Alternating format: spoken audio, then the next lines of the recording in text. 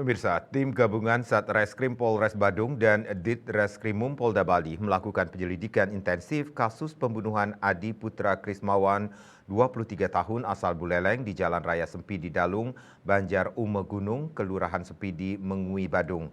Terkait kasus tersebut, polisi mengklaim sudah mengantongi ciri-ciri pelaku. Kasih Polres Badung Ibtu Ketut Sudana Kamis 18 Januari mengatakan anggota Reskrim Polres Badung sudah menelusuri beberapa CCTV di sekitaran TKP. Sudah mulai ada petunjuk terkait ciri-ciri pelaku dan dugaan sementara kronologis kejadiannya. Ibtu Sudana menjelaskan jasad korban sudah diautopsi di RSUP Profesor Ngurah Sanglah Denpasar. Namun pihaknya masih menunggu hasilnya.